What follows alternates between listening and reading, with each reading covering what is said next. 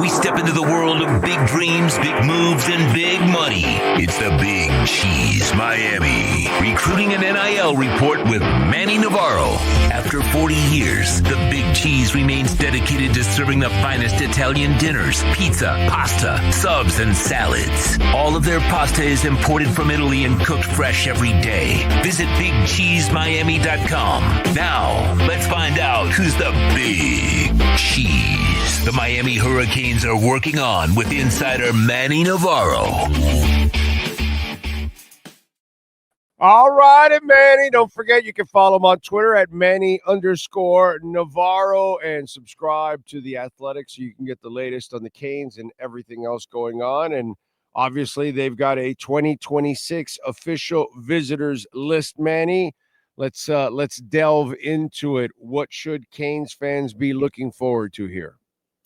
Yeah, first of all, I want to give thanks to Gabby Urrutia and the guys at Inside the Youth who do a great job tracking all this recruiting stuff. I spent decades doing the same things that they do, so I'm giving them credit for putting this list out. Basically, they communicate with the recruiting staff all the time about who's taking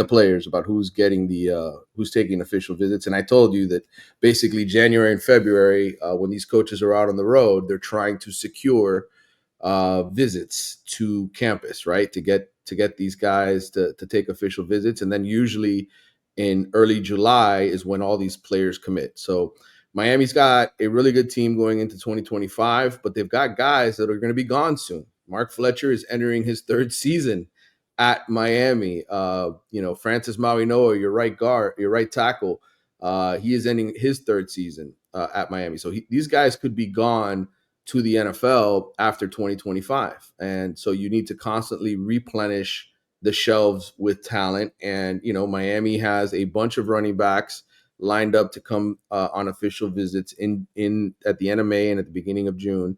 And two of them to know if you're a Hurricane fan are Derek Cooper, who's an absolute stud, 5-star at Hollywood Chaminade High School. He's going to be here supposedly the first weekend in May.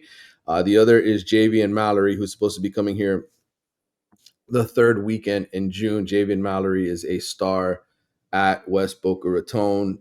They're among 4 running backs that Gabby has reported that are lined up to come take official visits here. Why does this matter now? Well, it's the off season, and this is what's going on. I know we want to talk football, but we're not getting back on the field till next month in terms of spring ball. And so this is what we're going to be talking about in February. As far as offensive linemen are concerned, they've got some guys there as well. Obviously, Mauinoa is going to be a big-time guy that they have to replace. I'm pretty sure he's going to be going to the NFL after this coming season. Breck Collegier, another kid from Bradenton IMG Academy, is among the visitors. Breck is going to be coming here June 6th to the 8th. They've got other guys that they're after. Ryan Moret is a local Southridge high product. He'll be here the third week of June. Another big-bodied, offensive lineman, 3-star, not as highly touted. But the point is, Mario is continuing to go after the best available players that he can get to come here. And there's a long list. You can go and read Gabby's story on InsideTheU.com. He's got the list of all the guys who have locked in official visits. There's a lot of them. But I would say those two positions, when I look at the future and I look at the 2026 class, you're going to lose Inez Cooper. He's a 4th-year senior. You're going to lose Francis Marino, who's going to the NFL. Offensive line needs to be replenished. And I would say running back, that's a position, especially if Mark Fletcher goes, that you're going to need another elite NFL-type guy. And I think Cooper and Mallory are those type of players. All right, so let me get into what I think is a funny kind of story. Yeah. And twists and turns. Did you see what's going on in Georgia legislation for NIL and who's one of their witnesses? No, I have not. You gotta explain the story to me. Yeah, I definitely will, because but I understand why it's happening, why he's doing it. It's just what he says just reminds me of this entire world. Don't ever do what they say, do what they do.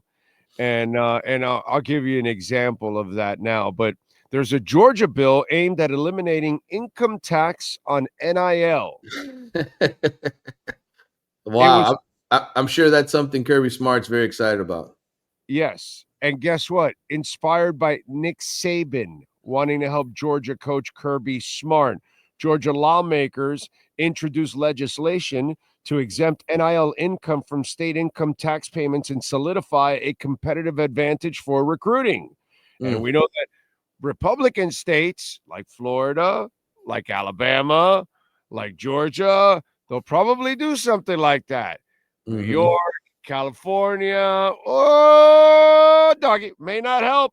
Anyway, State Senator Brandon Beach was inspired by an unlikely college football source to introduce Senate Bill 71, along with 4 sponsored, aimed at alleviating financial burdens for Georgia Bulldogs, Yellow Jackets, football. Nick Saban reports Richard Johnson from CBS that Beach was not the only one who initiated the idea. Rather, it was the Tides head coach with innovative yet eventual legislation. I had a dinner at Lake Burton with Nick and Terry Saban, my wife and me and another couple, and Saban loves Kirby Smart like a son, Beach said. He said, if you want to help Kirby until they figure out all this NIL stuff, one thing you could do is eliminate the income tax on NIL athletes. So I got the idea actually from Nick Saban.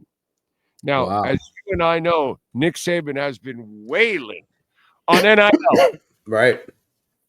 You know, Well, it's like it's like people in the government. They're telling you, oh, no, don't buy Bitcoin, don't buy Bitcoin. Yeah, but meanwhile, Trump's starting his own ETF. Michael Saylor's buying it by the billions. Ark Investment, Fidelity, BlackRock. Yeah, no. It's a scam. No, don't believe it. No. Just listen to the idiots. Don't follow them. Listen to them. So, this is, and Nick knows that if he helps Georgia, it's called precedent. Then Alabama has to follow, and Florida will have to follow, and every other state that wants them to. It's like the Bitcoin reserves that we're going to have for different states. Don't you expect that the Bitcoin reserves in Texas or in Florida have a better chance of passing than maybe in New York or in California? Yeah. You know what I'm saying? So politics are politics, whether you like it or not. I don't give a shit. I don't care about either side, but it's going to play into it now. And, if you're in the Big Ten, you're in the ACC or all that, man, what states are going to start charging, we do have a president that said no taxes on tips, no taxes for Social Security checks for retired people, which, oh my God, really? Why would we even tax people like that? That makes zero sense. But anyway, just stuff like that. And this is all part of this kind of, stuff that we're turning into. So this is going to be an interesting story, dude. It is. And it's funny. On the other side of this story, I was going to mention was I remember being at Bradenton IMG Academy last year, and they always put guys. They've got 18 to 20 guys every year that sign with D1 programs and get NIL. Right, they're all going to big time schools. And one of the things their football director was telling me was that the NCAA was going around to talk to the athletes to tell them, hey, you guys got to pay taxes on these NIL issues. And supposedly the first couple years of NIL, from what I was hearing secondhand, because again, these are all private matters. It's not like some of this is public record. You can't get public record of who's paying their taxes and who isn't when it comes to NIL. But it was becoming an issue where a lot of these kids that get these deals were not paying taxes on it, and then realizing after the fact, oh shit, I gotta pay taxes on this income. And so to me, that's the other, it's related to this story in that sense, where this is why Nick Saban is suggesting this. But I think without question, I mean, you're dealing with a lot of young people who are getting money, big time money for the first time in their life, and they don't realize some of the consequences. And it from covering the NFL. How many of those guys get drafted and don't know how to manage their money and don't pay taxes and get in trouble, financial issues all the time? Yeah, exactly. That's why I wanted to bring this story up, because now it's also going to be a competitive advantage too. Yes. On top of all of that.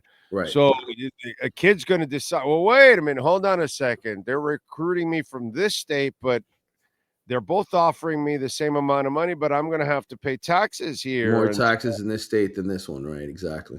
So very interesting story, very interesting witness. Mm-hmm. to help Yes. the story along. I just, I Yeah. figured that's when Well, the top. what's funny about Saban is he's denied ever having to pay players at Alabama and all that kind of stuff, right? Uh, Look, the bottom line is what's happened in college football now and happened in college sports in general has been happening for decades, and you and I know that because we've been around a long time. But it is new for some of the younger people. Every time I hear them talk about this stuff, they're like, "Oh, really? This was going on 20 years ago?" And, these sort of illegal activities and guys getting cars and Eric Dickerson driving. What was the car what was Eric Dickerson caught with at SMU? He was caught with some sports car. Yeah. I forgot the car, but I remember. Yeah, That's where the whole Pony Pony Express Express became. Yeah. loaded. Yeah, they were loaded. Yeah. I think it was a Trans Am. It was a Yeah, Trans Am. might have Yeah. been. Yeah. Smokey and the Bandit back in those days. Come on, bro. Yes.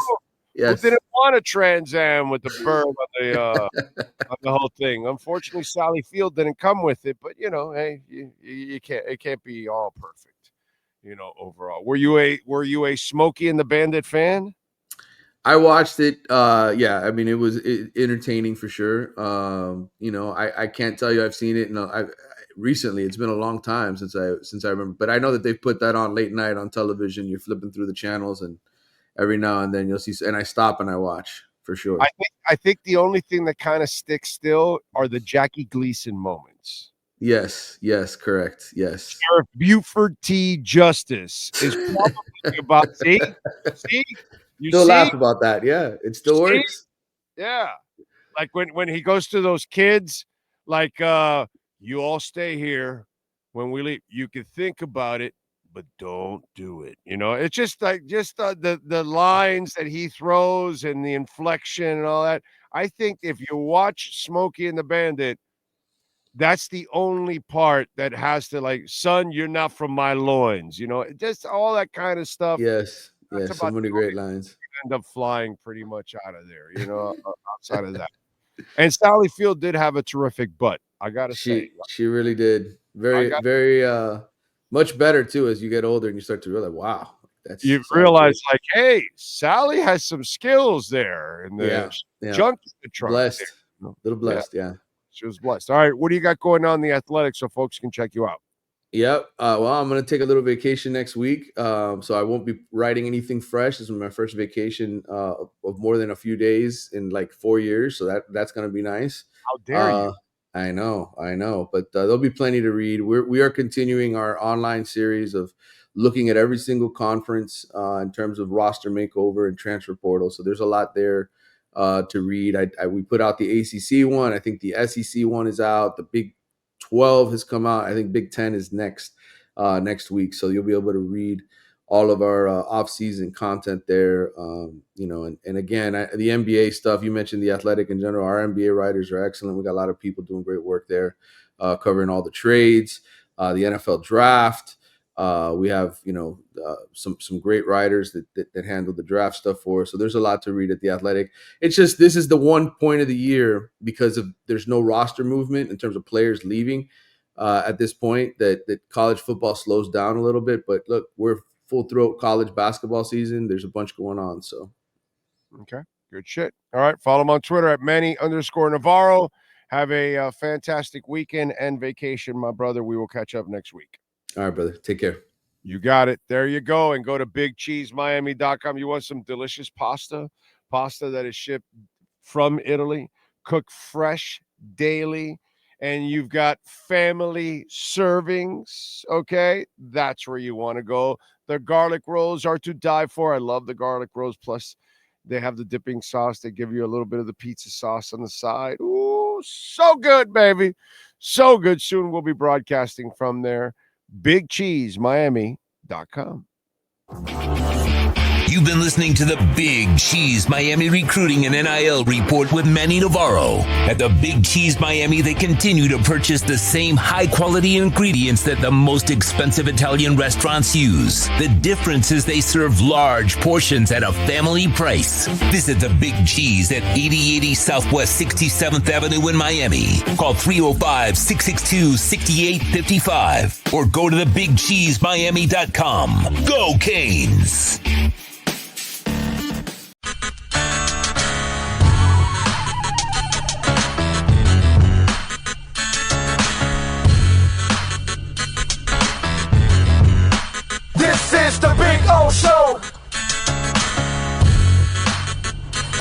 is the Big O Show.